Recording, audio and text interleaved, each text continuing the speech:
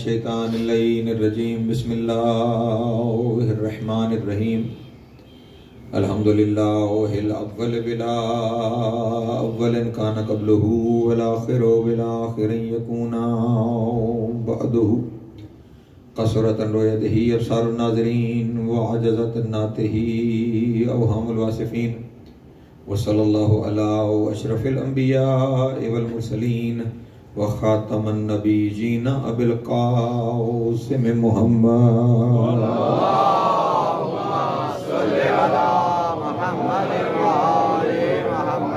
وآلہ طیبین الطاہرین المعصومین الشرفاء الذین اذھب اللہ عنہم الرجس وطہرہم تطہیرا اللہم صلی علی محمد وآلہ محمد واللعنۃ الدائمۃ علی اعدائہم اجمعین من یوم عداوتہم الی قیام یوم الدین اما بعد فقد قال اللہ تبارک و تعالی فی محکم کتابہ المجید وفرقانہ الحمید وقولہ الحق وهو اصدق الصادقین بسم اللہ الرحمن الرحیم والعصر ان الانسان لفی خسر الا الذین آمنوا وعملوا الصالحات وتواصوا بالحق وتواصوا بالصبر صلوات اللہم صلی علی محمد وآل محمد پھر بھی ایک دفعہ مل کے بآواز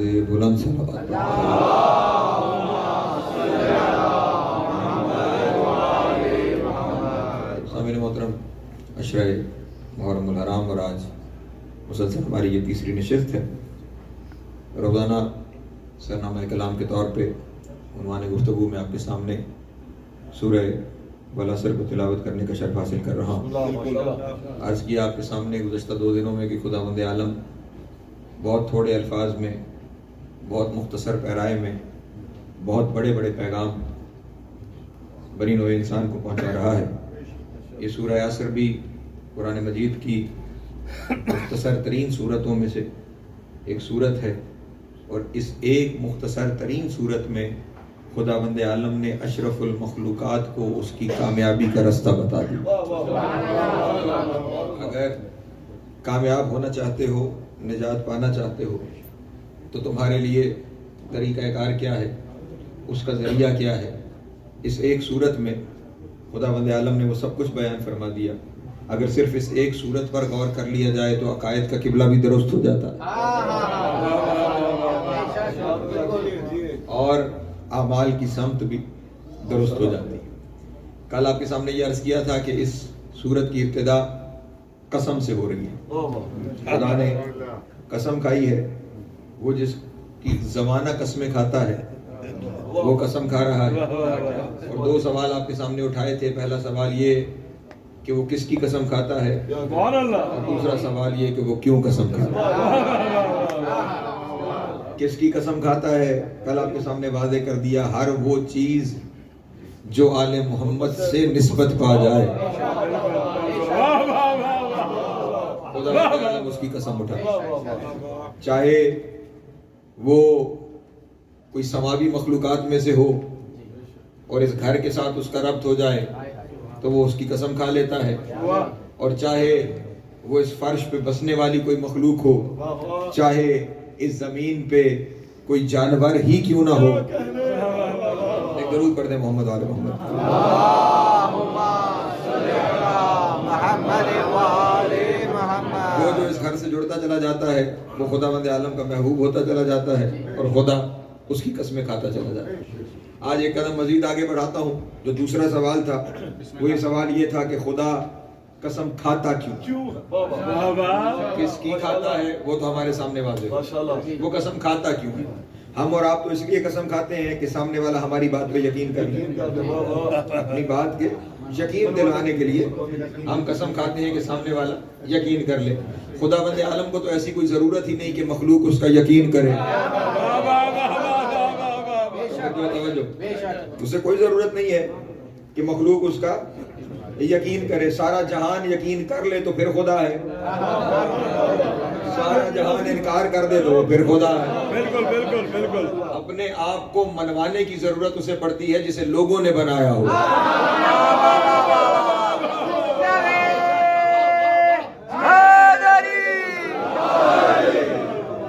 اسے لوگوں نے نہیں بنایا, اس نے لوگوں کو بنایا. اس لیے زمانہ مان لے گا تو اس کی اپنی بہتری ہے, نہیں مانے گا تو زمانے کا اپنا نقصان ہے. کیوں؟ وہ کسی کا بنایا ہوا نہیں ہے, اسے ضرورت نہیں کہ کوئی اسے مانے یا نہ مانے. اسی وجہ سے جسے وہ بناتا ہے اسے بھی ضرورت نہیں ہوتی کہ لوگ مانے یا نہ مانے. اسے کوئی ضرورت نہیں ہوتی ہے کہ لوگ مانے یا نہ مانے. مان لے تو لوگوں کا اپنا فائدہ ہے, نہ مانے تو ان کا اپنا نقصان ہے. میں اس لیے اکثر یہ جملہ کہا کرتا ہوں, سارا زمانہ علی کو مان لے تو علی کے رتبے میں اضافہ کوئی نہیں ہوتا. سارا جہان علی کا انکار کر دے, علی کو نقصان کوئی نہیں ہوتا, زمانے کا رہتا کچھ نہیں ہے.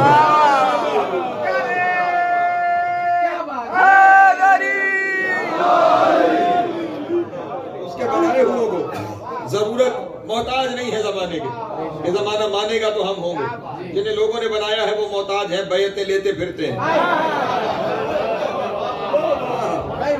یہ تو کہتے پھرتے ہیں, ہم تو اپنی بیعت اٹھا رہے ہیں.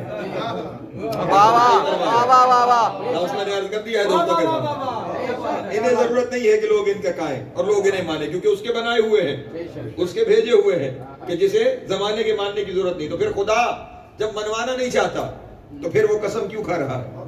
کیا وجہ ہے کہ وہ قسم کھا رہا ہے لوگوں کے سامنے؟ تو جناب والا اگر آپ غور کریں گے تو میں دو چار دلیلیں بھی آپ کے سامنے عرض کر دوں گا.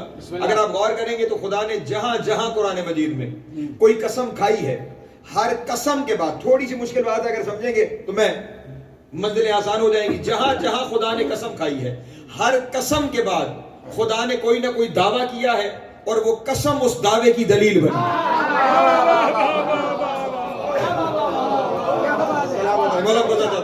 جہاں جہاں خدا نے قسم کھائی ہے اس قسم کے بعد دعویٰ ہے اور وہ قسم اس دعوے کی دلیل بنی ہے. میں بھی آپ کے سامنے مثال سے واضح کرتا ہوں. کل کی ساری قسموں پہ اگر کروں تو پورا اشرا اس پہ گزر جائے گا. میں نے پوری سورہ کے اوپر کچھ باتیں عرض کرنی ہے, بس دو تین دلیلیں اگر سن لیں تو گفتگو کو آگے بڑھ. میں نے کچھ قسموں کا تذکرہ کیا تھا. خدا بند عالم نے ارشاد فرمایا والتین ہے, والزیتون ہے, وطور سینین, وہذا البلد الامین. توجہ ہے, یہ چار قسمیں کھائی.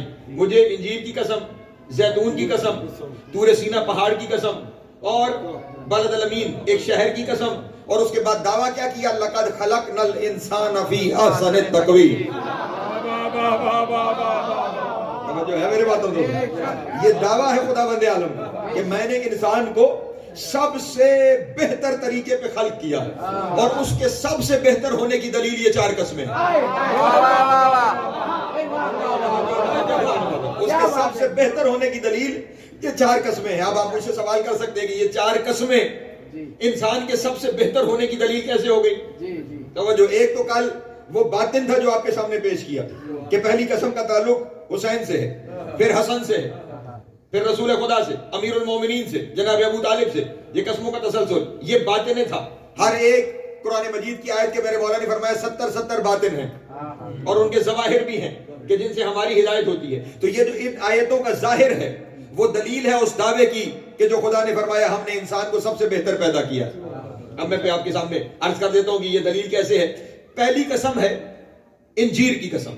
توجہ ہے ذہن, یہ انجیر کی قسم. بلکہ ایک جملہ میں بھی پہلے ایک دعویٰ کر دوں اور پھر اس کی دلیل دے دوں. خدا بند عالم نے ان چار قسموں میں بنی نوع انسان کی ارتقاء کا سارا سفر بیان کر دیا. ان چار قسموں میں بنی نوع انسان کا سارا ارتقاء, ساری ترقی, جتنی پروگریس کی ہے انسانیت نے, وہ چار قسموں میں خدا نے بیان فرما دی ہے. پہلی قسم ہے انجیر کی قسم. انجیر جنہوں نے درخت دیکھ رکھا ہے, ابھی تذکرہ بھی ہو رہا تھا, اس کے پتے بڑے بڑے ہوتے ہیں, چوڑے بڑے پتے ہوتے ہیں اس انجیر کی. انجیر کی قسم کیوں ہے؟ حضرت آدم علیہ السلام کو جب خدا نے زمین پہ بھیجا تو جنت کا لباس وہیں رکھ لیا. حضرت آدم بے لباس زمین پہ آئے, لباس جنت میں ہی رہ گئے. آپ نہیں شامل ہو رہے تو جملہ یوں کہہ دوں, آدم کو بے لباس بھیج دیا, حسنین تھوڑے تھے کہ لباس آ جاتا.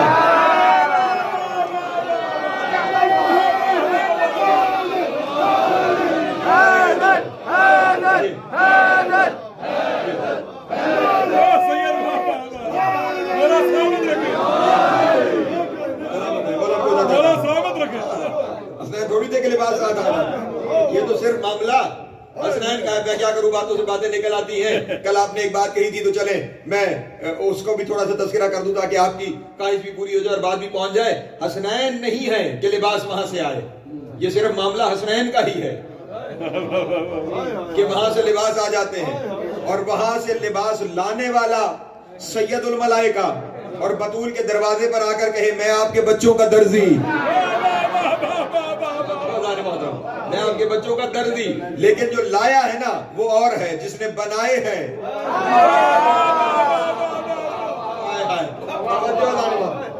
اولین میں سے جو فرد خداوند عالم نے اٹھائے, جو زندہ ہے نا, زندہ انبیاء میں سے, ان میں سے پہلے فرد حضرت ادریس علیہ السلام. حضرت ادریس, حضرت خضر, حضرت عیسیٰ, یہ افراد وہ زندہ ہے جنہوں نے میرے مولا کی گواہی دینی ہے. توجہ ہے, حضرت ادریس کو خداوند عالم نے زندہ اٹھا لیا تھا. میں نے بڑا سوچا کہ اولین میں سے ادریس کو ہی زندہ کیوں حضرت آدم کو اٹھا لیتے, حضرت عیسیٰ کو اٹھا لیتے, حضرت صالح کو اٹھا لیتے, حضرت ادریس کو ہی کیوں زندہ اٹھایا. جب میں نے ان کے بارے میں پڑھنا شروع کیا تو مجھے ان کا لقب ملا حیات الانبیاء. آپ کہتے ہیں کپڑے سینے والے کو, آپ کہتے ہیں درزی کو. خداوند عالم نے ادریس کو پہلے وہاں پہ اٹھا لیا تھا کہ بطول کے بچوں کا درزی کم از کم نبی ہونا چاہیے.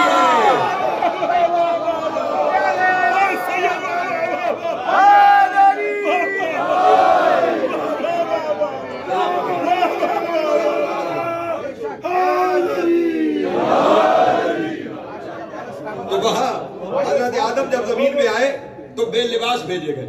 حضرت آدم نے زمین پر آ کر سطر ڈھانپنے کے لیے جس چیز کا استعمال کیا وہ انجیر کے پتے تھے. توجہ ہے میرے محترم دوستوں کی, یعنی یوں سمجھیے کہ تہذیب کی جانب پہلا قدم انجیر کے پتوں سے اپنے جسم کو ڈھانپ کے ہوا. جس ملک میں آپ رہتے ہیں نا, یہاں میرا جملہ کہنے کو جی چاہ رہا ہے, تہذیب کی جانب پہلا قدم جسم کو ڈھانپنا تھا. اس کا مطلب تہذیب یافتہ ہونے کی دلیل جسم کو ڈھانپنا ہے اور یہاں ہونا نہیں ہے. جو ہے میرے محترم دوستوں کی, جسم کو ڈھانپنے سے تہذیب کا آغاز ہو رہا ہے. تو حضرت آدم کا آغاز انجیر کے پتوں سے ہو رہا ہے, اس لیے قسم کھائی جا رہی ہے انجیر کی. پھر وہ جو نسل آدم چلی وہ ساری کی ساری فنا ہوئی حضرت نوح کے طوفان میں. توجہ ہے, وہ سب ختم ہو گئے اور پھر نئے سرے سے نسل انسانی کا آغاز ہوا حضرت نوح علیہ السلام کے اس سفینے سے, اس کشتی سے کہ جس میں صرف انسان موجود نہیں, جانور بھی موجود تھے, پرندے بھی موجود تھے. وہاں سے دوبارہ سے ایک آبادی کا سفر شروع ہوا, دوبارہ سے یہ دنیا آباد ہونا شروع ہوئی. صرف انسان نہیں تھے, جانور بھی تھے, بلکہ ہر جانور کا جوڑا. حتیٰ کہ میں نے کتابوں میں یہاں تک پڑھا کہ وہ پگ جو نجس ترین جانور ہے اس کا جوڑا بھی اس کشتی کے اندر موجود تھا. اور یہاں تک لفظ موجود ہے کہ جب حضرت نوح علیہ السلام نے بلانا شروع کیا ہر ایک کو, جو ہے میرے محترم دوستوں, تو وہ جو ان پگز کا ایک جوڑا تھا, اس نر نے مادہ سے کہا چلو چلتے ہیں, نبی بلا رہا ہے. مادہ نے جواب میں کہا کہ ہم اتنے نجس ہیں کہ وہ اللہ کا پاک نبی پتہ نہیں سفینہ نجات میں ہمیں جگہ دے گا یا نہیں دے گا. میں جملہ ہدیہ کرنے جا رہا ہوں, ہم اتنے نجس ہیں, اللہ جانے سفینہ نجات میں ہمیں جگہ ملنے پائے گی یا نہیں ملنے پائے گی. مادہ سے نر نے کہا یہ ان پہ چھوڑتے ہیں کہ وہ جگہ دے یا نہ دے, ہمارا کام بنتا ہے جائیں ضرور, ورنہ دنیا کہے گی نبی بلاتا رہا, سور تھے اس لیے نہیں.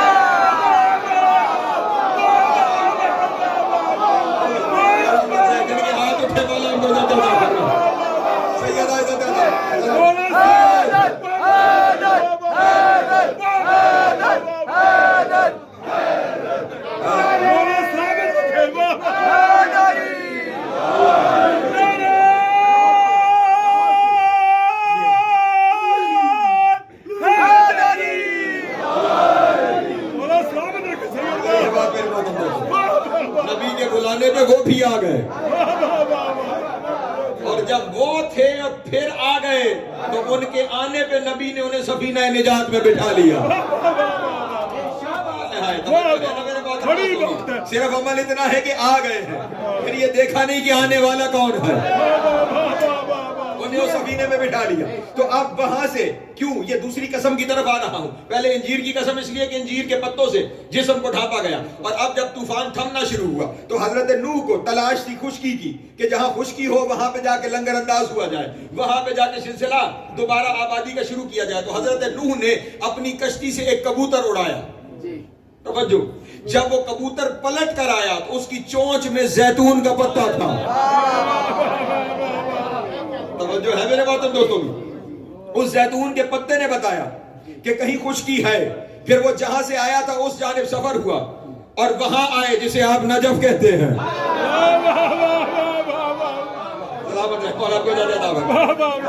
اس جگہ پہ پہنچے اور یہاں سے پھر دوبارہ سے انسانی آبادی. تو وہاں پہ تہذیب شروع ہوئی انجیر کے پتوں سے, تو انجیر کی قسم کھائی گئی. یہاں سے دوبارہ آبادی کا آغاز ہوا زیتون کے ذریعے سے, تو زیتون کی قسم کھائی گئی. تو اب اس کے بعد انسان نے مزید ترقی کرنا شروع کی. تو قوم عاد اور سمود نے پہاڑوں کے اندر اپنے گھر اور اپنے محلات بنانا شروع کیے, پہاڑ تراشنے شروع کیے. جب پہاڑ تراشنے شروع کیے تو اب یہ تیسری منزل تھی انسانیت کی ترقی کی. توجہ نہیں فرما رہے کہ وہ جنگلوں سے نکل کے پہاڑوں تک پہنچا تو اللہ نے ایک پہاڑ کی قسم کھائی. توجہ ہے میرے محترم دوستوں کی. اور پھر انسان انہی پہاڑوں سے اترا اور اب انسان نے شہر بسانا شروع کیے. ہائے ہائے, کاش کوئی میرے ساتھ شامل ہو جائے. انسانوں نے شہر بسانا شروع کیے, شہر بسانا شروع کیے, اور اللہ نے شہر کی قسم کھائی. اور اس سے آگے کوئی قسم اس لیے نہیں کھائی کہ اب اگر چاند پر بھی بسائے گا تو شہر ہی بسائے گا. سلامت رہے, مولا آپ کو عزت عطا فرمائے. وہاں پہ بھی اب بسے گا تو شہر ہی بسے گا. یعنی یہ کمال ہے انسانی ترقی کا کہ اس نے شہر, اب جتنی ترقی ہوگی, بلکہ چلے پڑھے لکھے دوست تشریف فرما ہے, پوری ارتقاء انسانیت کو خود سائنسدانوں نے بھی 4 ایجز میں ڈیوائیڈ کیا ہے. شامل ہے, میں جملے عرض کروں, 4 ایجز میں ڈیوائیڈ کیا. Classical age, wooden age, stone age, modern age. یہی 4 ادوار ہیں انسانی ترقی کی. Classical age, wooden age, stone age اور ماڈرن ایج. کلاسیکل ایج وہ کہ جب پتوں سے جسموں کو ڈھانپ رہا تھا تو ایک پتے کی قسم کھا لی گئی. ووڈن ایج لکڑی کا دور, تو پھر ایک درخت کی قسم کھائی گئی. ہے میرے محترم دوستوں کی. پھر سٹون ایج تو ایک پہاڑ کی قسم کھائی گئی. پھر ماڈرن ایج تو ایک شہر کی قسم کھائی گئی. اب یہ ساری ترقی خدا نے بیان کر کے کہ دیکھو کہاں پتے لپیٹنے سے چلا تھا اور اب شہر بساتا چلا جا رہا ہے. اس ساری ترقی کو دیکھ کے تمہیں اب بھی نہیں پتا چلا میں نے اسے سب سے بہتر بنایا. اللہ اکبر. توجہ ہے نا میرے محترم دوستو. یعنی پوری انسانیت کا سفر 4 قسموں میں بیان کر کے اللہ نے اپنے دعوے کی دلیل دے دی کہ یہ جو کچھ میں نے کہا اس کی دلیل یہ قسم ہے. چلے تقریر اگر مشکل ہوئی تو میں ذرا اور آسان کرتا ہوں اپنے دوستوں کے لیے. ایک اور قسم کا کل تذکرہ آپ کے سامنے کیا تھا, والنجم اذا ہوا. مجھے قسم ہے ستارے کی, جب وہ پیشانی کے بال اترا اس کے بعد پھر خدا نے ایک دعویٰ کیا. وہ دعویٰ کیا ہے, والنجم اذا ہوا ما ضل صاحبکم وما غوا وما ینطق عن الہوا ان ہوا الا وحی یوحی. مجھے قسم ہے ستارے کی, جب وہ پیشانی کے بال اترا تمہارا صاحب یعنی رسول اللہ, تمہارا صاحب نہ بھٹکا ہے نہ گمراہ ہوا ہے. جو ہمارے محترم دعویٰ ہے نا, تمہارا صاحب نہ بھٹکا ہے نہ گمراہ ہوا ہے. وما ینطق عن الہوا ان ہوا الا وحی یوحی. یہ اپنی مرضی سے بولتا ہی نہیں ہے, یہ جب بھی بولتا ہے میری وحی سے بولتا ہے. یعنی وہ نہ بھٹکا نہ گمراہ ہوا. اس کی دلیل بھی ستارہ. توجہ ادانے محترم, وہ اپنی مرضی سے کلام نہیں کرتا. سلامت رحمہ اللہ کو عطا فرمائے. اس کی دلیل بھی وہ ستارہ جو پیشانی کے بل اترا ہے. پہلے تو ان آیتوں سے ہمیں یہ پتا چل گیا کوئی تو تھا جس نے نبی پہ گمراہی کا الزام لگایا.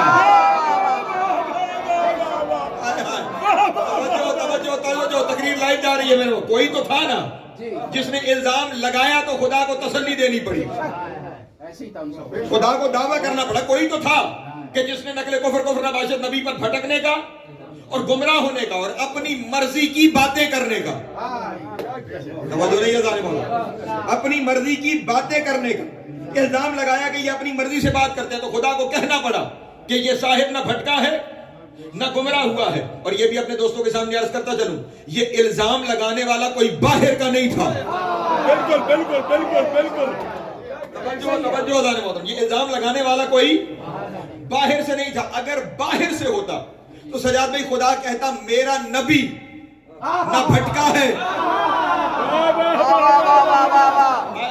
نہ گمراہ ہوا ہے. یہ نہیں فرمایا میرا نبی نہ بھٹکا ہے نہ گمراہ ہوا، فرمایا تمہارا صاحب نہ بھٹکا ہے نہ گمراہ ہوا ہے.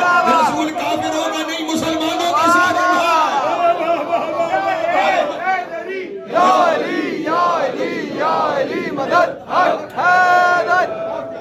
وہ کافروں کا نہیں، مسلمانوں اسی صاحب سے ہے صحابی. جو ہے میرے محترم دوستوں، اس کا مطلب یہ ہوا نبی پر الزام لگایا جا رہا ہے. الزام یہاں سے لگایا جا رہا ہے، خدا نہ خاصہ بھٹک بھی گئے ہیں اور گمراہ بھی ہو گئے ہیں، اور جو کہتے ہیں بس جو دل میں آتا ہے وہ اپنی مرضی کی بات کہنا شروع کر دیتے ہیں. خدا نے فرمایا اپنی مرضی سے نہیں کہتا. توجہ ذرا محترم، اپنی مرضی سے نہیں کہتا، میری وحی سے کہتا ہے، دلیل سے تارا ہے. یہاں سے آپ کو یہ بھی سمجھ میں آ جائے گا کہ یہ بھٹکنے اور گمراہ ہونے کا الزام کس کے متعلق لگاتے تھے. برمنگھم والوں پیچھے رہ رہے ہو میرے دوستوں، کس کے متعلق لگاتے تھے؟ ستارہ اترا تھا علی کے دروازے پہ. اس کا مطلب یہ ہوا رسول پہ علی کی محبت میں بھٹکنے کا الزام لگایا.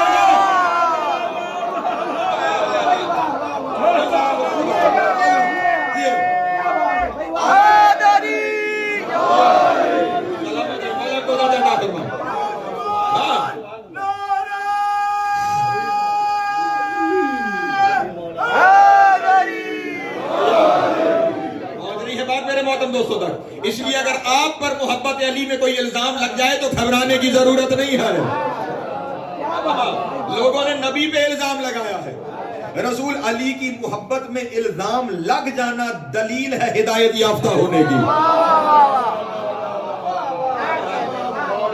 علی کی محبت میں الزام لگ جانا دلیل ہے خدا کا محبوب ہونے کی. چلے یہاں پہ جملہ میں اپنے نوجوان دوستوں کے لیے عرض کر دوں، بزرگ مجھ سے بہت بہتر جانتے ہیں. اکثر ہمارے یہاں برادران کی طرف سے یہ بات کہی جاتی ہے اور ہم بھی اس بات پہ بڑے خوش ہو جاتے ہیں کہ یہ جو نبی پاک نے امیر المومنین کے بارے میں، امام حسن کے بارے میں، امام حسین کے بارے میں، جناب سیدہ کے بارے میں جو کچھ ارشاد فرمایا ہے، یہ اس لیے ارشاد فرمایا ہے کہ نبی کو ان سے محبت پڑی. ٹھیک ہے، توجہ ہے، محبت، بہت محبت تھی، اس لیے نبی نے فرمایا. سننے میں بات بڑی اچھی لگتی ہے لیکن حقیقت میں یہ بڑا زہر ہے جو انڈیلا جا رہا ہے. نبی نے جو کچھ کہا ہے وہ محبت میں نہیں کہا، نبی نے اس لیے کہا ہے کہ وہ اس معیار پہ پورے اترتے ہیں. محبت میں نہیں، صرف میں دلیل آپ کے سامنے عرض کرتا ہوں. محبت میں بیٹی کے بارے میں یہ کہا جا سکتا ہے یہ میرے جگر کا ٹکڑا ہے. یہ محبت میں کہا جا سکتا ہے یہ میرے جگر کا ٹکڑا ہے. محبت میں یہ نہیں کہا جا سکتا کہ یہ جنت کی عورتوں کی سردار ہے. توجہ ہے میرے محترم دوستوں، جنت محبت کا معاملہ نہیں. توجہ ہے میرے محترم دوستوں، جنت شریعت کا معاملہ ہے. وہاں کی بات محبت میں نہیں کہی جائے گی، وہاں کی بات شریعت میں کہی جائے گی. حسن اور حسین میرے آنکھوں کی ٹھنڈک ہے، میرے دل کا چین ہے. یہ محبت میں کہا جائے گا یہ جنت کے جوانوں کے سردار ہیں. یہ محبت میں نہیں کہا جائے گا. اور علی میرا بھائی ہے، میری آنکھوں کی ٹھنڈک ہے، میرے دل کا چین ہے. یہ تو محبت میں ہو سکتا ہے. یا علی انت قسیم النار والجنہ.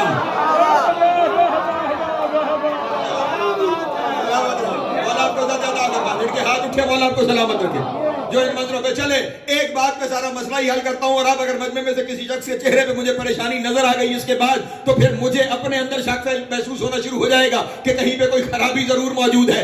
حسن اور حسین کو کندھوں پہ بٹھا کے مدینے کی گلیوں میں پھرنا محبت ہو سکتی ہے، نماز میں سجدہ طویل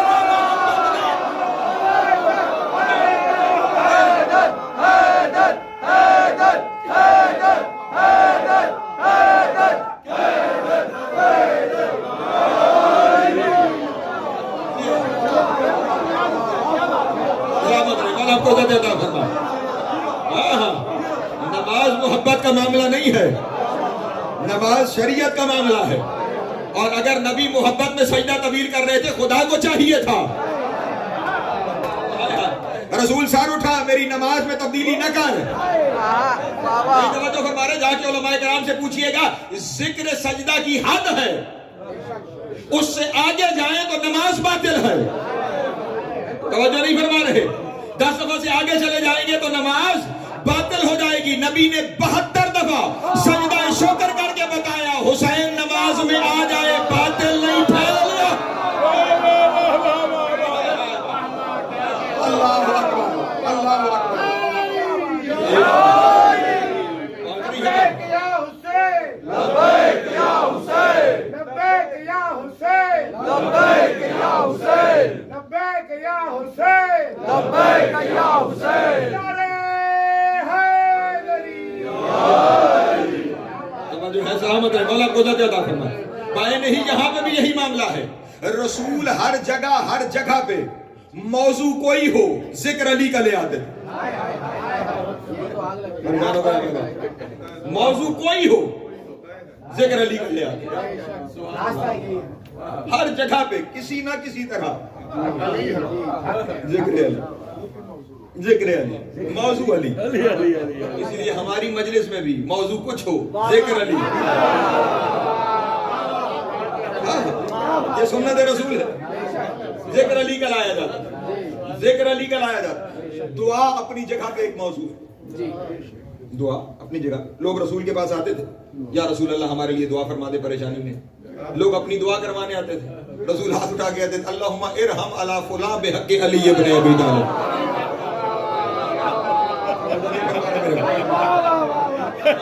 یہ سنی کتابوں کی ذمہ داری لے. لوگ اپنے لیے دعا کروانے اور نبی پھر علی کو لے آئے. ارحم علی فلاں بحق علی ابن ابی طالب، ارحم علی فلاں بحق علی ابن ابی طالب. کوئی دعا کرنے آیا ارحم علی فلاں بحق علی ابن ابی طالب. جب ہر ایک کے لیے بحق علی ابن ابی طالب، تو اب ایک دوسرے سے کہتے تھے ہر ایک کے بارے میں بحق علی ابن ابی طالب. کوئی ہم بھی اللہ کے یہاں مانی رکھتے ہیں، ہمارا بھی کوئی تذکرہ. کبھی ہمارا واسطہ نہیں. ایک بزرگ میں نے سمجھایا کہ پریشان ہونے کی ضرورت نہیں، کبھی تو کوئی دن آئے گا نا جب علی بھی دعا کروانے آئے گا. جب علی بھی دعا کروانے آئے گا، جب علی دعا کروانے آئے گا پھر ہو نہ ہو باری تو آئے گی.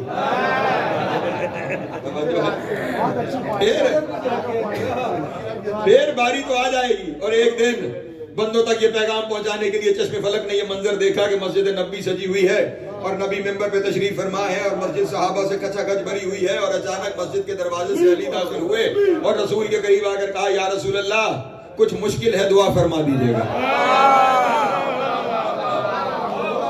کچھ مشکل ہے دعا فرما دیجیے گا، کچھ مشکل ہے دعا فرما دیجیے گا. یہ سن کر لوگوں کے چہرے پہ مسکراہٹ آئی کہ دیکھیں گے آج کیا ہوتا ہے. ادھر علی نے کہا دعا فرما دیجیے، ادھر رسول کے ہاتھ کھڑے ہوئے، ادھر لوگوں کے کان کھڑے ہوئے. بہتر میں اردو میں کہنا اس کو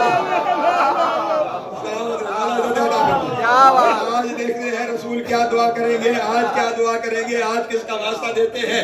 رسول نے بھی پوری توجہ گین کرنے کے بعد ہاتھوں کو اٹھا کے کہا، اللہم ارحم علی علی ابن ابی طالب بحق علی ابن ابی طالب. علی حق، علی حق، علی حق، علی حق، علی حق، علی حق، علی حق.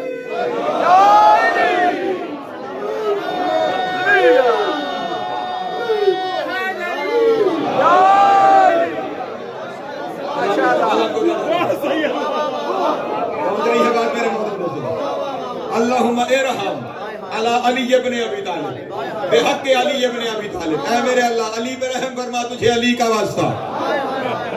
جب علی پہ بھی رحم، علی کا واسطہ، تو اب صبر کے بند ٹوٹے اور کھڑے ہوئے، یا رسول اللہ ہمارے لیے دعا تو بھی علی کا واسطہ، علی کے لیے دعا تو بھی علی کا واسطہ. معاملہ کیا ہے؟ رسول کے چہرے پہ جلال آیا. رسول نے کہا خبردار، تم اپنی بات کرتے ہو، میں جب اپنے لیے دعا کرتا ہوں تب بھی کہتا ہوں اللہم ارحمنی بحق علی ابن ابی طالب. یا علی، یا علی، یا علی مدد حق حیدر. سلام علیکم. اے میرے اللہ مجھے علی کا واسطہ ہے. تو ہر موضوع پہ علی کو لے آتے ہیں, ہر موضوع پہ, پہلے دن سے لے کر آخری دن تک, ہر جگہ جہاں مجمع اکٹھا ہوا نبی نے وہاں علی بتایا. توجہ نہیں فرما رہے؟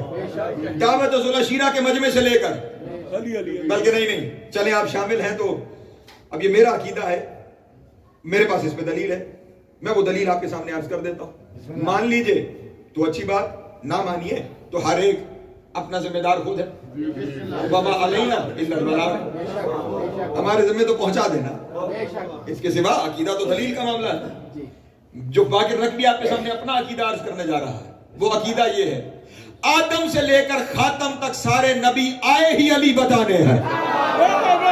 بالکل چکرائی علی دا, چکرائی علی دا سید, بالکل بالکل بالکل.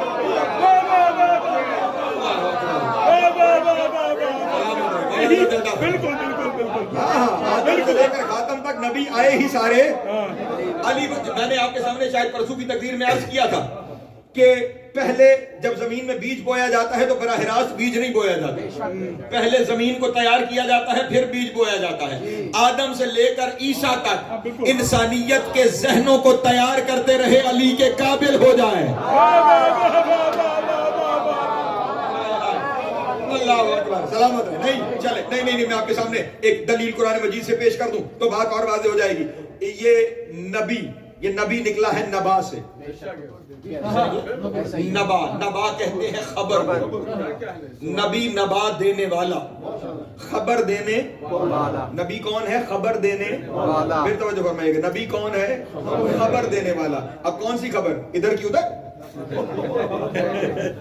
وہ چھوٹی چھوٹی خبریں پہنچانے کے لیے کہے گا یہ نبی ہے؟ نہیں, نبی آئے ہوں گے بڑی خبر دینے کے لیے. بالکل بالکل بالکل, بڑی خبر دینے کے لیے. تو اب تلاش کرو کہ بڑی خبر کیا ہے. اللہ نے قرآن مجید میں سورہ کا عنوان ہی خبر رکھ دیا, سورہ کا نام ہی سورہ نبا رکھ دیا, اور وہ شروع یہی سے ہو رہی ہے, میرے حبیب اما یتساءلون عن النبأ العظیم, اے میرے حبیب یہ تجھ سے سب سے بڑی خبر کے بارے میں سوال کرتے ہیں. الذی ہم فیہ مختلفون, یہ سب سے بڑی خبر وہ ہے کہ جس کے بارے میں یہ اختلاف کرتے ہیں. لوگوں نے کہا یا رسول اللہ وہ کون ہے کہ جس کے بارے میں لوگ اختلاف کرتے ہیں؟ نبی نے کہا تمہیں ابھی تک خبر نہیں ہوئی, جب بیٹھتے ہو کس کے بارے میں باتیں کرتے ہیں؟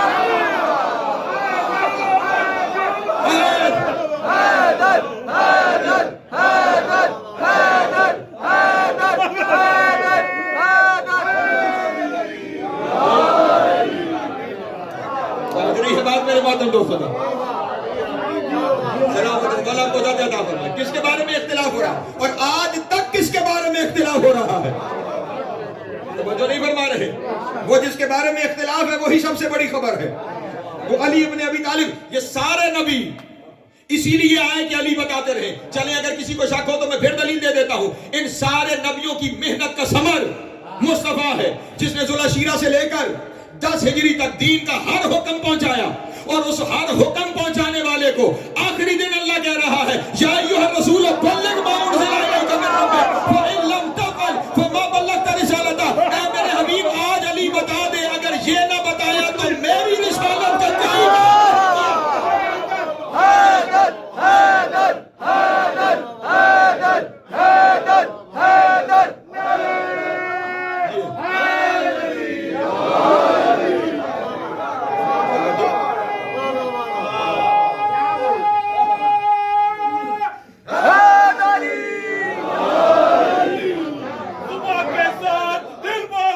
علی مولا علی مولا جو ہے میرے محترم. اب مجھے بتائیے کہ اس غدیر سے پہلے وہ کیا کچھ تھا جو نبی نہیں بتا چکے تھے. جو فرو ہیں وہ اپنی جگہ پہ, نماز و روزہ و حج و زکات سب کچھ نبی نے تفصیل سے بتا دیا ہے, لیکن میں فرو کو ایک طرف چھوڑتا ہوں. نبی خدا کی توحید بھی بتا چکا ہے. بالکل بالکل بالکل, نہیں توجہ فرما رہے. خدا کی توحید بھی نبی بتا چکے ہیں, اپنی رسالت بھی نبی بتا چکے ہیں, توحید اور رسالت بتا چکے, اور اللہ کہہ رہا ہے یہ نہیں بتایا تو کچھ نہیں بتایا ہے. نہیں کھلی کھلی باتیں ہیں یا نہیں ہے, اس میں بحث میں جانے بتانے کی ضرورت ہی نہیں ہے. توحید بھی بتا چکے, رسالت بھی بتا چکے, فروض سارے بتا چکے, اور اللہ کہہ رہا ہے یہ نہ بتایا تو کچھ نہ بتایا. اس کا مطلب یہ ساری باتیں سیکنڈری ہے, پرائمری علی کی ولایت ہے.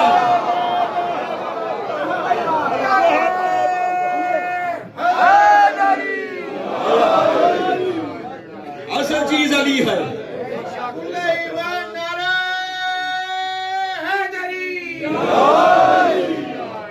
یہ بتانا, اس لیے نبی ہر جگہ اور ہر موقع پر علی بتاتے تھے, اور لوگ کہتے تھے علی کی محبت میں گمراہ ہو گئے. موضوع ڈھونڈ میرے مولا, ایک درود پڑھیں محمد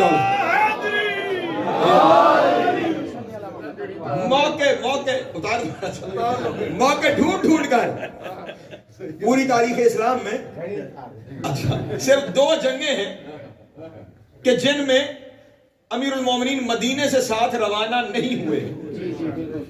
ایک خیبر, ایک تبوک. یہ 2 جنگیں. خیبر کے بارے میں ایک روایت ہے کہ وہاں موجود تھے, طبیعت ناساز تھی, ٹھیک, پریشان تو نہیں, لیکن تبوک کے بارے میں طے ہے کہ مدینے چھوڑ کے رسول گئے.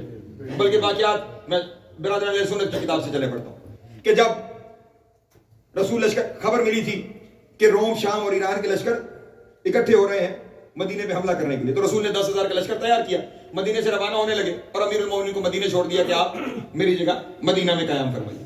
ابھی لشکر نکلا ہی تھا کہ کچھ لوگ لشکر سے نکل کر ایسے ہی ہوا مولا کے پاس آئے اور ٹونٹ کرنے کے لیے. یہ نہ سمجھیے گا کہ آپ کو اپنی جگہ جانشین بنا گئے, آپ کو عورتوں بچوں پہ محافظ بنا, اپنی جگہ نہیں بٹھا کے گئے, عورتوں بچوں پہ. امیر المومنین نے ساتھ لیا اور گھوڑا دوڑایا, اور ابھی پہلی منزل پہ لشکر تھا کہ علی پہنچ گئے, اور رسول نے دیکھتے کہ یا علی میں آپ کو اپنی جگہ نہیں چھوڑ آیا تھا.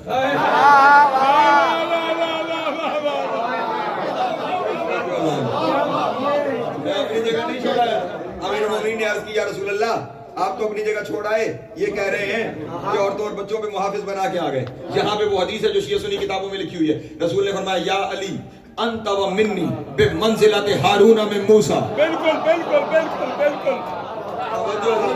تمہاری اور میری وہ مثال ہے جو ہارون کی موسیٰ سے ہے. اگر موسیٰ نے ہارون کو عورتوں بچوں پہ چھوڑا تھا, نہیں توجہ فرمایا, تو پھر میں نے بھی تمہیں عورتوں بچوں پہ چھوڑا, اور اگر وہ جانشین بنا گئے تھے تو میں بھی تمہیں اپنی مسند پہ بٹھا کے آیا. علی مطمئن ہو کے واپس لشکر چلا, تبوک کے مقام پر پہنچا. کیوں ہر جگہ ذکر علی ہو رہا ہے؟ پریشان تو نہیں ہو رہا ہے؟ کوئی بھی موضوع ہو, خدا بھی چاہتا ہے ذکر علی ہو, رسول بھی چاہتے ہیں ذکر علی ہو. تبوک کے مقام 10,000 کا لشکر, خبر ہوئی اس طرف 30,000 اکٹھے ہو چکے ہیں ٹل ٹائم, ابھی اور آ رہے ہیں 30,000. اب انہیں خبر ہوئی کہ ہم 10 اور وہ 30, پریشانی ہوئی کیسے. اور ادھر ظاہری بات ہے اس طرح کا سامان جنگ بھی نہیں ہے جیسا وہاں پہ حکومتوں کی بڑی بڑی سلطنتوں کی فوج. تو پریشان ہوئے کہ صبح کیا ہوگی, اور ایک اپنی طرف سے دل میں یہ بھی خیال کہ وہ جس کے سہارے ہر جنگ فتح ہوتی تھی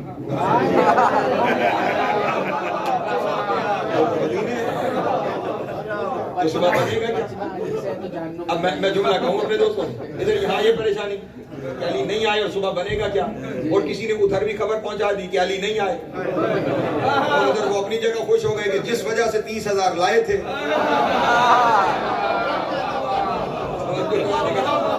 وہ تو ہے نہیں. تو صبح فتح تو ہماری یقینی ہے, وہ فتح کے شادیانے رات بجانے لگے, اور یہاں پہ مایوسی چھانے لگی. بار بار رسول کے پاس آتے ہیں, یا رسول اللہ اتنا بڑا لشکر صبح کیا بنے گا, اور رسول واپس پلٹا رہے ہیں. اب عشاء کی نماز کے بعد سب اپنے اپنے خیموں میں چلے گئے, تو نبی نے مصلی بچھایا اور خدا سے عرض کی میرے اللہ یہاں بھی معاملہ دیکھ لے, یہاں بھی معاملہ دیکھ لے, اب صبح کیا بنے گا اور کیا ہوگا. یہاں پہ حوصلے ہارے بیٹھے ہیں, وہاں پہ ان کے سینے چوڑے ہوئے بیٹھے ہیں, تو معاملہ کیا بنے گا. صبح آواز قدرت آئی میرے حبیب پریشان ہونے کی ضرورت نہیں. اب جب اللہ نے حبیب کو کہہ دیا پریشان ہونے کی ضرورت نہیں, تو نبی نے بھی پھر کوئی سوال نہیں کیا, پریشان ہونے کی ضرورت نہیں. اور ادھر خدا نے وہاں بندوبست کیا, لفظوں نہیں حرفوں کی ضمانت ہے. خدا بند عالم نے چاروں مقرب فرشتوں کو بلایا, جبرائیل, اسرائیل, اسرافیل, میکائیل, سارے آ جاؤ اور علی کی شکل میں آ جاؤ. اللہ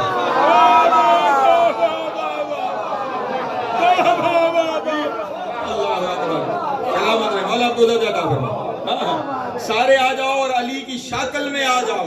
فرشتوں کو آج پھر سے بڑی خوشی ہوئی کہ بدر کے بعد آج موقع ملا.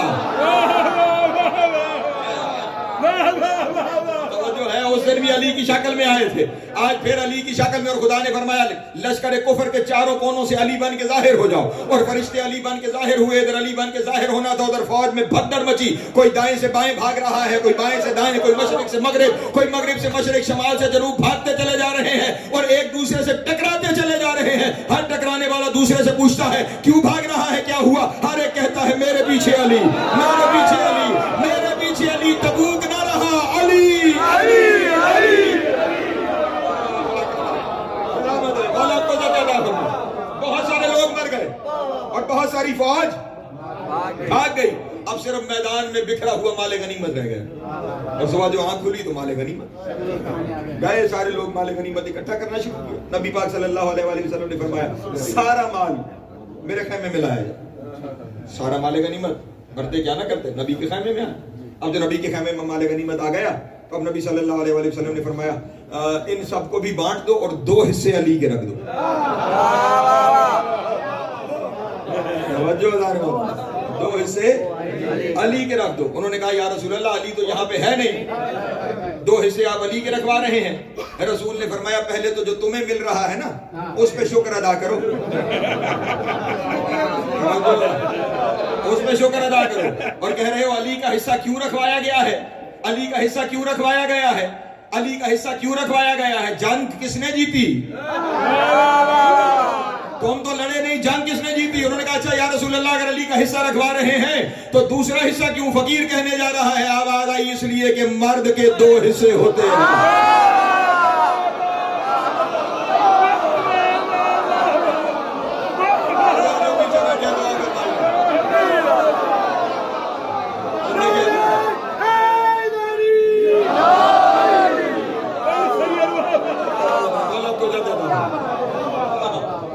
حصہ علی کا ہے, لیکن جس وجہ سے یہ ساری بات شروع کی. اور اب نبی جب پلٹ کے مدینے پہنچے, توجہ ہے, مدینے پہنچتے ہی رسول سیدھے مسجد نبی گئے.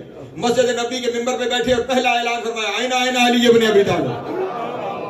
توجہ, کہاں ہے علی ابن ابی طالب؟ ففتب علیہ علی انا یا رسول اللہ, علی آگے بڑھے میں یہاں ہوں یا رسول اللہ. بلایا, سینے سے لگایا. توجہ ہے, بلکہ بلاتے ہوئے ارشاد فرمایا ادنم منی. جو لفظ کتاب کے ہیں وہ کیا ہے؟ ادنم منی, میرے قریب آؤ. اچھا اس جملے کا لطف علی ہی لے سکتے ہیں, اگر آپ کہیں تو میں شامل لطف کروں. یہ جملے کا لطف علی اس لیے لے سکتے ہیں کہ ایک دن علی نے خدا کی جگہ مصطفیٰ سے کہا تھا ادنو منی.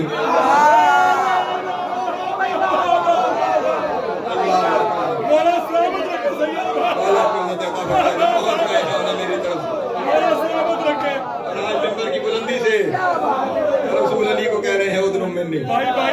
قریب آئے, سینے سے لگائے اور آپ اپنے ساتھ ممبر پہ بٹھا کے بس سمیٹنے کی جانب آگے بڑھو. پورے مجمع سے مخاطب ہوئے یا معاشر المسلمین ھذا علی ابن ابی طالب.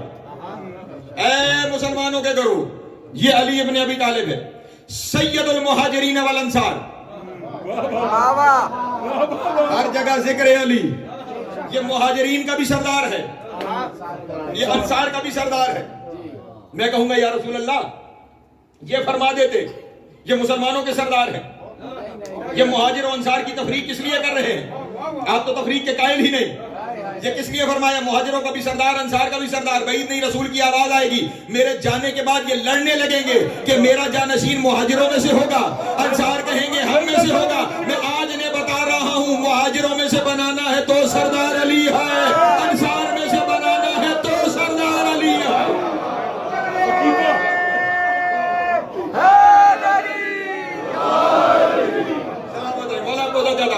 اور اگلا جملہ ھذا ابو السبتین الحسن والحسین سید شباب اہل الجنہ. یہ جنت کا جوان حسن اور حسین میرے نواسوں کا باپ ہے. توجہ ازار محترم. اور پھر اس کے بعد جو جملہ ارشاد فرمایا جس کے لیے میں نے ساری محنت کی ہے, فرمایا سنو مسلمانوں ھذا مفرج الکرب انی. لفظ نہ ہو میں زبان کٹانے کو تیار. ھذا مفرج الکرب انی, ھذا یہ, انی میرے لیے. مفرج الکرب کا مطلب اپنی اپنی مرضی کے مولویوں سے کروا لینا, جو میں ترجمہ کر رہا ہوں اس کی تصدیق کر لینا. کرب کہتے ہیں مشکل کو, مفرج کہتے ہیں حل کرنے والے کو. نبی نے ممبر پہ بیٹھ کے کہا ھذا مفرج الکرب انی، یہ میرا مشکل کشا ہے. یہ میرا مشکل کشا ہے. اور جو نبی کا مشکل کشا ہے، اگر کوئی امتی یا علی مدد کہہ دے،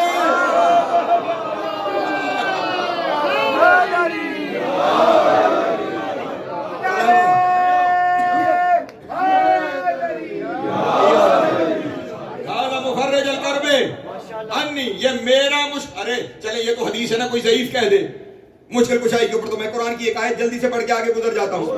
خدا بند عالم سے ایک دن اللہ کے حبیب نے دعا کرتے ہوئے کیا کہا؟ وجعل لی من لدنک سلطانا نصیرا، اے میرے اللہ میرے لیے مدد نہیں مددگار بھیج. توجہ نہیں فرما رہے، نصرت نہیں مانگی، نصیر مانگا ہے. تو جو مصطفیٰ کا نصیر بن جائے، اگر امت اس سے نصرت طلب کر لے تو اس میں عجب کیا ہے؟ ھذا مفرج الکرب انی. اور پھر اب ہاتھوں کو اٹھایا، اللہم والی من والاہ وعاد من عاداہ، اے میرے اللہ جو اسے چاہے تو اسے چاہنا، اور جو اس سے عداوت رکھے تو بھی اس سے عداوت رکھنا.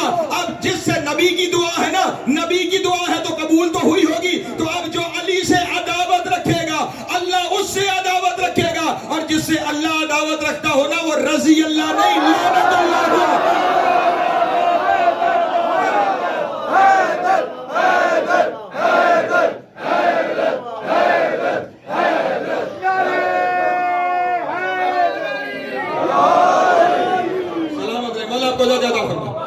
جہاں موقع ملتا ہے نبی علی کے فضائل بیان کرتے ہیں، اور اس پہ لوگ کہہ رہے ہیں کہ یہ علی کی محبت میں گمراہ ہو گئے، علی کی محبت میں بھٹک گئے، علی کی محبت میں اپنی مرضی سے باتیں کرتے ہیں. خدا نے والنجم اذا ہوا کی قسم کھا کے دنیا والوں کو بتایا، اگر یہ اپنی مرضی سے باتیں کرتا ہے تم الزام لگا رہے ہو، یہ ستارہ تو اس کی مرضی سے نہیں اترا. اللہ اکبر، یہ ستارہ تو میری مرضی سے اترا ہے نا. تو میری مرضی سے ستارے کا اترنا، ستارے کا اس دہلیز پہ سجدہ کرنا اس بات کی دلیل ہے یہ اپنی مرضی سے نہیں بولتا، یہ میری مرضی سے گفتگو کرتا ہے. یہ محبت میں بھٹک نہیں گیا، اس کی ذمہ داری ہی علی بتانا. ہاں، اور کھل کے علی بتانے کے لیے اللہ نے علی سے بڑا بھیجا. توجہ نہیں فرما رہے؟ کہ مصطفیٰ سمجھائے تو شاید علی سمجھ میں آ جائے. اگر علی سمجھ میں آ گیا ہوتا تو پھر نبی کی اولاد، نبی کا خاندان شہر شہر بکھر نہ گیا. عزیزان محترم، آج محرم کی 2 ہو گئی. کل آپ کے سامنے مدینے سے اہل بیت کا روانہ ہونا پڑا. میری اپنی ترتیب ہے ایام اعزاء میں مصائب بیان کرنے کی. 5 تاریخ سے تو اسی انداز میں بیان ہوں گے کہ جیسے آپ کے جہاں برآمدگیوں کی ترتیب ہے. میرا طریقہ کار یہ ہے، میں 2 محرم کو سفیر حسین کا تذکرہ، میرے مولا حسین نے 28 رجب مدینہ چھوڑا، 3 شعبان حسین مکہ پہنچے، اور اب مکہ جو پہنچے تو کوفے والوں کے خط آنا شروع ہو گئے. مصائب کی تفصیلات میں جانے سے پہلے یہ عرض کرتا چلوں کہ مولا حسین کا قیام کوفے والوں کی خطوط کی وجہ سے نہیں تھا، کوفے والوں کی خطوط حسین کے قیام کی وجہ سے، کہ حسین نے مدینہ پہلے چھوڑا ہے، خط مکے میں آئے. میرے مولا نے ان کے کہنے پہ مدینہ نہیں چھوڑا. وہ بہت حکمت امام ہے کہ مولا نے قیام فرمایا اور مکہ تشریف. اب تو خط آنے لگے، مہینہ بھر مسلسل خط آ رہے ہیں، اور اب حجت پر حجت تمام کرنا واجب ہو جاتی ہے. تو امام نے رمضان کی 13 تاریخ 60 ہجری جناب مسلم سے یہ کہا کہ بھیا مسلم، مسلسل کوفے والوں کے خط آ رہے ہیں، بچوں کے ذہن میں بھی کربلا کا نقشہ واضح ہو، کوفے والوں کے خط آ رہے ہیں، آپ ہمارے سفیر بن کے کوفہ تشریف لے جائیے، کوفہ کے حالات سے ہمیں آگاہی دیجیے۔ جناب مسلم نے کہا حکم کی تعمیل ہوگی مولا، جانے کے لیے تیار ہوں۔ یہ ظہرین کی نماز کے بعد یہ حکم دیا کہ آپ نے کوفہ روانہ ہونا ہے۔ جناب مسلم گھر پہنچے، جناب رقیہ سے یہ کہا کہ آقا کی طرف سے کوفے جانے کا حکم ہو گیا ہے، سامان سفر آمادہ کریں۔ جب جناب رقیہ تیاری کرنے لگی تو بچوں نے پوچھا کہ اماں کس کی تیاری ہے اور کس لیے ہے؟ تو بی بی نے فرمایا کہ آپ کے بابا کوفہ جا رہے ہیں، امام وقت کا حکم ہے، اس لیے ان کا سامان سفر آمادہ کر رہے ہیں۔ جن کے گھر میں بچے ہیں وہ اس بات کو جانتے ہیں کہ جب باپ کہیں جانے لگے تو سب سے پہلے بچے تیار ہوتے ہیں اور آ کے کہتے ہیں کہ بابا ہمیں بھی ساتھ لیتے ہیں۔ جناب مسلم کے یہ دو شہزادے محمد و ابراہیم آئے اور آ کر کہا کہ بابا ہمیں بھی ساتھ لے جائیے، ہم آپ کے ساتھ جانا چاہتے ہیں۔ جناب مسلم نے کہا میرے بچوں سفر مشکل ہے، اس سفر میں تمہیں ساتھ نہیں لے کے جا سکتا۔ بچوں نے بار بار اصرار کیا تو جناب مسلم کے پاس اس کے سوا جواب نہ تھا۔ آقا حسین سے اجازت لے لو، اگر آقا نے اجازت دے دی تو تمہیں ساتھ لے جاؤ۔ مغربین کی نماز کے بعد دونوں ماں باپ کو لے کر بچے آقا حسین کے پاس آئے اور کہا کہ آقا اگر آپ اجازت دیں تو ہم بابا کے ساتھ اس سفر پہ جانا چاہتے۔ اللہ جانے امام حسین کی آنکھیں نہ رہی سامن کے بادل، دونوں بچوں کو بلایا اور سینے سے لگا کے میرے مولا نے رونا شروع کیا۔ بہت دیر بچوں کو پیار بھی کرتے رہے اور روتے بھی رہے۔ آخر جناب رقیہ نے پوچھا مولا خیر تو ہے؟ میرے بچوں کو مل کے آج اس طرح گریہ فرما رہے ہیں۔ امام نے سر جھکائے ہوئے کہا رقیہ آج تو بھی اپنے بچوں سے مل لے۔ اللہ جانے آج کے بعد ان بچوں سے ملنا نصیب ہو یا نہ نصیب۔ اجرکم اللہ، اجرکم اللہ، مولا اپنے گریہ قبول کر۔ ابھی منزل مسائل کی بچے بھی تیار ہو گئے، جناب مسلم بھی تیار ہو گئے، روانہ ہو گئے کوفے کی جانب۔ سارے سفر کی تفصیل نہیں پڑھنی۔ کوفہ جب پہنچے جناب مسلم تو جو کم سے کم روایت ہے وہ یہ ہے کہ 18,000 لوگوں نے جناب مسلم کے ہاتھ پہ بیعت، اور جناب مسلم نے ایک خط بھی روانہ کر دیا کہ مولا اس تعداد میں افراد بیعت کر چکے ہیں۔ اللہ اکبر۔ 8 ذی الحج کی مغرب کی نماز جناب مسلم جب مسجد کوفہ میں پڑھا رہے تھے، ہزاروں کا مجمع تھا، لیکن جب نماز تمام ہوئی مسلم اور 2 بچے، اجرکم اللہ، تنہا اور کوئی نہیں بچا۔ اور جناب مسلم نے غور سے دیکھا نا تو چاروں جانب مسجد کی فصیلوں پہ لوگ تیر کمان لیے ہوئے کھڑے۔ شہر میں قتل و غارت کا بازار گرم ہو چکا تھا، ابن زیاد گورنر بن کے پہنچ چکا تھا۔ لوگ چھوڑ کے جناب مسلم کو، میں نہیں جانتا کوفے کی مسجد سے مسلم نے بچوں کو کیسے بچا کے نکالا۔ جب مسجد سے باہر نکل آئے نا، یہاں پہ ایک جملہ کہوں اگر کوئی محسوس کر سکے، مشکل میں زیادہ فکر اپنے بچوں کی ہوتی۔ اب جناب مسلم کے لیے یہ 2 بچے سب سے بڑی فکر اور پریشانی کا باعث۔ خیال یہ ہے کہ میں تو لڑوں گا، میرے ان 2 بچوں کا کیا بنے گا؟ پردیس ہے، پردیس میں کوئی اکیلا نہ رہ جائے، کوئی اکیلا نہ رہ جائے۔ آخر چلتے ہوئے قاضی شرح کے دروازے پر آئے اور دروازے پہ آ کے دق الباب کیا۔ شہر کے حالات خراب، قاضی شرح نے تھوڑا سا دروازہ کھولا، دیکھا باہر جناب مسلم 2 بچے، فوراً دروازہ بند کرنا چاہا۔ جناب مسلم نے دروازے کے درمیان ہاتھ رکھا اللہ اور پکار کر کہا شرح اپنے لیے کچھ نہیں چاہتا، میرے دونوں بچوں کو پناہ دے دے، میں یہاں سے چلا جاؤں۔ شرح نے کہا میرے لیے پناہ دینا ممکن نہیں، اگر میں نے پناہ دے دی ابن زیاد میرا سر قلم کر دے گا، میں بچوں کو پناہ نہیں دے سکتا۔ اللہ اکبر۔ جناب مسلم نے کہا نہیں، مسلسل پناہ نہ دے، بس آج کی رات رکھ لے، صبح انہیں مدینے کے راستے پہ چھوڑ دینا۔ سخت جملے ہیں، معافی چاہتا ہوں، مدینے کے راستے پہ چھوڑ دینا۔ اس نے کہا یہ بھی میرے لیے ممکن نہیں، میں آج کی رات نہیں رکھ سکتا، ہائے غربت۔ جناب مسلم نے کہا روتے ہوئے کہا سون رات نہیں، اگر نہیں رکھ سکتا نا بس اتنی دیر کے لیے اندر کر دے، میں گلی کا موڑ مڑ جاؤں، پھر میرے بچوں کو باہر نکال دینا، بس بچے مجھے جاتا ہوا نہ دیکھیں۔ اجرکم اللہ۔ اس نے کہا میرے لیے یہ ممکن بھی نہیں، اور دروازے کو اور زور سے دبایا۔ اب جو دبایا جناب مسلم کے ہاتھ سے خون جاری ہوا، روتے ہوئے جناب مسلم نے ہاتھ، اجرکم اللہ، ہاتھ دروازے سے باہر نکالا اور وہیں پہ کوفے کی گلی میں بیٹھ گیا۔ اب جملے سنو گے، زمین پہ بیٹھ کر ایک جانب ایک بیٹے کو لٹایا، زمین پر دوسری جانب دوسرے بیٹے کو لٹایا، دونوں کے سر ایک کا ایک زانو پہ دوسرا کے دوسرے زانو پہ، اور اب آسمان کی طرف دیکھ کے کہا میرے اللہ میری غربت، میرے اللہ میری غربت، کوئی میرے پاس موجود نہیں ہے، میرے اللہ بس اتنا کر میرے بچوں پہ نیند طاری کر دے، یہ سو جائے میں یہاں سے چلا جاؤں ورنہ بچے جانے نہیں دیں گے۔ دعا قبول ہوئی، دونوں بچے سو گئے۔ اب باپ کا صبر دیکھنا، دونوں بچوں کا سر اٹھا کے کوفے کی گلی میں رکھا، اور اب جناب مسلم نے چلنا شروع کیا، ایک ایک قدم اٹھاتے ہیں، پلٹ کر بچوں کو دیکھتے ہیں، جب گلی کا موڑ مڑنے لگے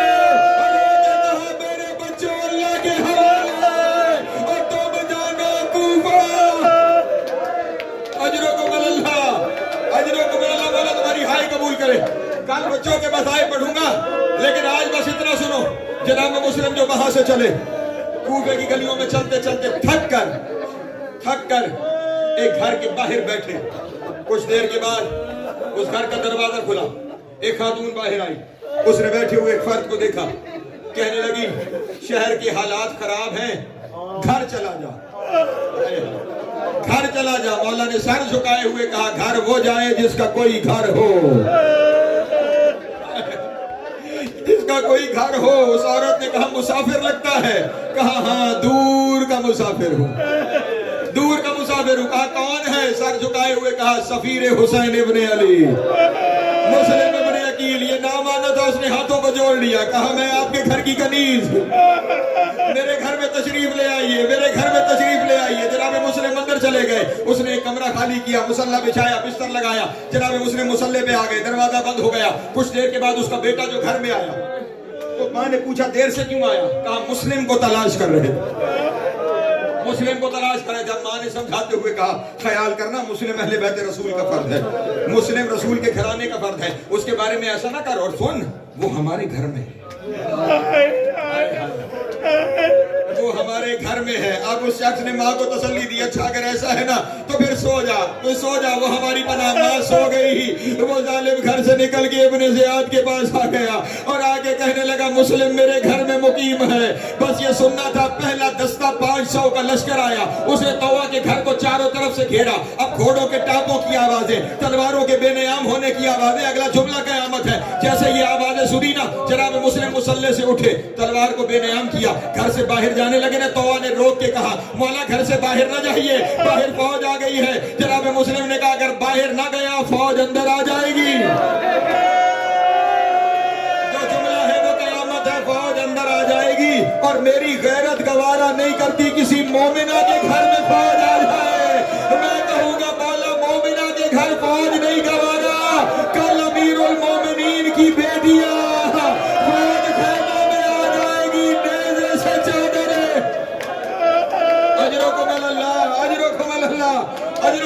حوصلے کے ساتھ میں دیکھ رہا ہوں، بس دو جملے سن لینا، میں بس مذاہب کو ختم کرنے کی جانب آگے جا رہا ہوں۔ جناب مسلم باہر آئے، جنگ کرنا شروع کی، 500 کے لشکر کو حوصلے سے 500 لشکر کو شکست ملی، پھر ایک اور لشکر 500 کا آیا، اسے شکست ملی، پھر جب تیسری دفعہ 500 کا لشکر منگوانے کے لیے گئے، ابن زیاد نے پوچھا محمد ابن اشعث کندی سے کتنے لوگوں سے لڑ رہے ہو، کتنے لوگوں سے مقابلہ ہے؟ اس نے کہا اکیلا مسلم۔ ایک فرد 1500 کا لشکر قابو نہیں کر پایا ابھی تک۔ اس نے کہا تو جانتا نہیں ابو طالب کا خون ہے، علی کا بھتیجا ہے۔ کہا اگر ایسا ہے نا تو پھر 1500 نہیں 15000 بھی چلے جائے، تو مسلم کا مقابلہ نہیں کر سکتے۔ کوئی بہانہ کرو، کوئی دھوکہ کرو، کسی دھوکے سے مسلم کو قابو کرنے کی کوشش کرو۔ ایک گلی میں ایک گڑھا کھودا گیا، اس گڑھے پہ خسوخاش آگ بچھائی گئی۔ جنگ کو اس طرح ترتیب دیا کہ مسلم لڑتے لڑتے جب اس گلی میں آئے، پاؤں اس گڑھے پہ آیا، مسلم گڑھے پہ گر گئے۔ اب مسلم کا گرنا تھا، پھر جس کے پاس تیر تھا اس نے تیر مارا، جس کے پاس تلوار تھی اس نے تلوار ماری، جس کے پاس نیزہ تھا اس نے نیزہ مارا۔ ایک ظالم نے ایسا پتھر مارا دندان شہید ہو گئے۔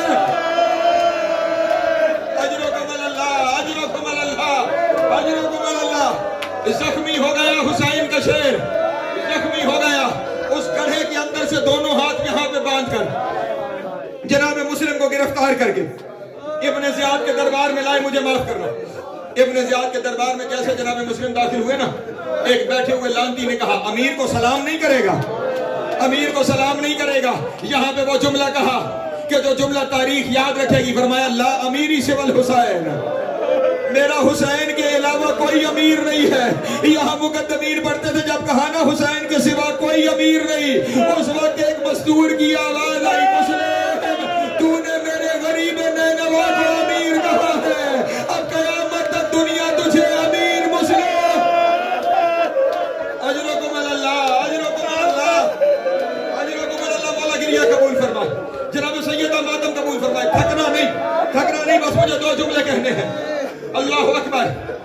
ابن زیاد نے کہا قتل کر دوں گا، کہا ہم قتل سے ڈرنے والے نہیں، لیکن ایک میری آخری خواہش ہے، ایک میری آخری وصیت ہے، اگر کوئی پوری کرے. ایک شخص دربار میں سے کھڑا ہوا، اس نے کہا بتاؤ مسلم تیری آخری خواہش کیا ہے؟ اللہ اکبر. دھاڑ نکل گئی، رو کے کہا کوئی میرے حسین کو جا کے بتاؤ زینب کو لے کے کوفے نہ ہے، کوفہ زینب کے قابل نہیں ہے. علی کی بیٹیاں کہاں؟ کوفہ شہر. اجرکم اللہ، اجرکم اللہ، اجرکم اللہ. مولا ہائے قبول کرے. جلاد کو کہا جا دارالامارہ کی چھت پہ لے جا، دنیا مسلم کو قتل ہوتے ہوئے دیکھے. جناب مسلم کو دارالامارہ کی چھت پہ لایا گیا، بس لمحوں کی زحمت سے دارالامارہ کی چھت پہ لایا گیا. جلاد نے تلوار کو بے نیام کیا. جناب مسلم نے کہا مجھے نماز کی اجازت دے دے، مجھے نماز کی اجازت دے دے. اور جلاد نے پلٹ کر کہا مجھے حاکم کی طرف سے اجازت نہیں ہے، میں تجھے نماز کی اجازت نہیں دے سکتا. اللہ جانے وہ کون سی نماز پڑھ رہا تھا، مسلم کس نماز کی بات کر رہا تھا. کہا مجھے میری نماز کے لیے تیری اجازت کی ضرورت نہیں ہے. یہ کہہ کے جناب مسلم نے اس رستے کی جانب رخ کیا جو مدینے کی طرف سے آتا تھا. پکار کے کہا السلام علیکم یا ابا عبداللہ، السلام علیکم یا ابن رسول اللہ، السلام علیکم یا ابن امیر المومنین، السلام علیکم یا ابن فاطمہ الزہرا. حسین نے کرسی چھوڑ کے کہا علیک السلام یا اخی الغریب یا اخی المظلوم. اجرکم اللہ، اجرکم اللہ. فطرت انسانی ہے، انسان تھک جاتا ہے، لیکن یہ نہ تھکنے والا گھر کا مصائب ہے، نہ تھکنے والا گھر کا. ادھر حسین نے کہا نا اور میرے غریب بھائی میرا سلام، اور میرے مظلوم بھائی میرا سلام. یہ کہنا تھا. حضرت عباس دوڑتے ہوئے قریب آئے. آقا یہ کسے غریب کہہ رہے ہیں، آقا یہ کسے مظلوم کہہ رہے ہیں. مولا نے کہا اگر جلال میں نہ آئے نا تو میں تجھے منظر دکھاؤں گا. مولا وعدہ ہے جلال میں نہیں آتا. کہا میری دونوں انگلیوں کے درمیان دے. حسین نے انگلیاں دراز کی. جناب عباس نے دیکھا، رو کے کہا مولا کوئی غریب ہے، مولا بڑا زخمی ہے، دارالامارہ کا چھت ہے، جلاد کی تلوار ہے. حسین نے رو کے کہا کوئی غریب نہیں، ہمارا بھائی مسلم ہے، اور رقیہ کا وارث مسلم ہے. یہ سننا تھا. عباس طلب گئے، رو کے کہا مولا مجھے کوفے جانے کی اجازت دو. مولا نے کہا ابھی تو نے وعدہ کیا تھا نا جلال میں نہیں آئے گا تو پھر کوفے جا کے کیا کرے گا. رو کے کہا مولا لڑوں گا نہیں، بس دارالامارہ کی بلندی بھی دیکھو، وہاں سے مسلم کا سر گرے گا، اور کوئی تو سر سنبھالنے والا، کوئی تو سر سنبھالنے والا ہونا چاہیے.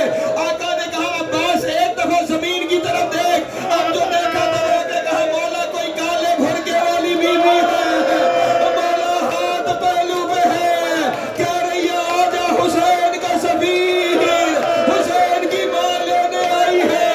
اتنی دیر میں تلوار چلی، سر نیچے آیا. سر تو بی بی نے گود میں لے لیا، لیکن جسم زمین پہ گرا، اور جسم کا گرنا تھا. دو ظالم آئے، انہوں نے پاؤں میں رسیاں ڈالی، اور کوفے کی گلیوں میں مسلم کا لاشا پھرانا شروع کیا. بیوی کہتی رہی ہائے میرے حسین کا سر.